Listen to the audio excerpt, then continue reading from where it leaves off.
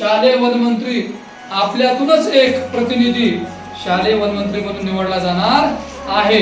तर याची या मंत्रिपदाची जबाबदारी आणि या खात्याचं कामकाज कसं असतं हे तुम्हाला एक थोडक्यात मी तुमच्या समोर त्या कामाचं स्वरूप सांगणार आहे। पण घ्या, आपल्या परिसरामध्ये शाळेच्या प्रांगणामध्ये जे झाडे आहेत, जे रोप आहेत, यांचं जतन करणे म्हणजे याला पाणी देणे, त्याच्यानंतर कुठल्याही वन्य प्राणी किंवा बाहेरून शेळ्या मेंढ्या यांच्यापासून याचे संरक्षण, झाडांची जोपासना खात्यामध्ये येतात। तर सांगा बरं पाहू आता आपल्यापैकी कोण कोण इच्छुक आहे? 1 2 उभे करा, 3 4 उभे राहा, जागे उभे राहा।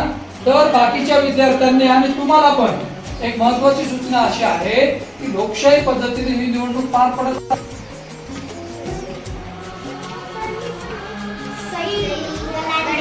सई गलांडे शेवटचा उमेदवार, 7 उमेदवारांनी आपला अर्ज वनमंत्री या खात्यासाठी भरलेला आहे। आता प्रत्यक्ष निवडणुकीला सुरुवात होत आहे।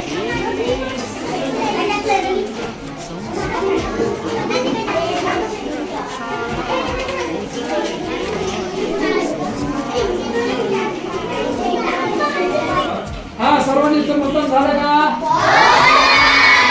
मतमोजणीला सुरुवात करूया आपण। ओके, ठीक आहे सर। हा, प्रणव, आदिती, वेदिका,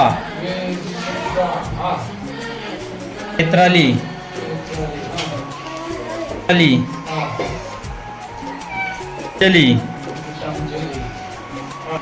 चैत्राली,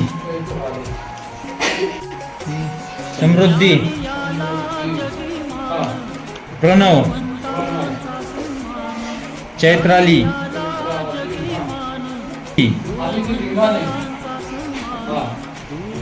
वेदिका, आदिती,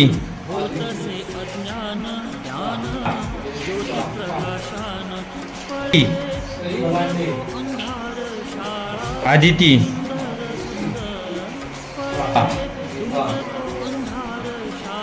सई गलांडे,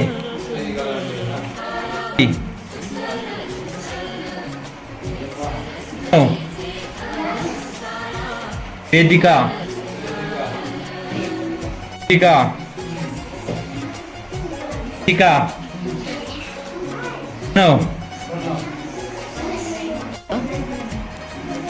समृद्धी,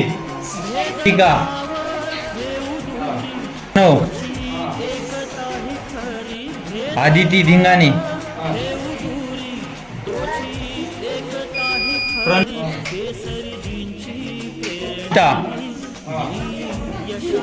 वेदिका,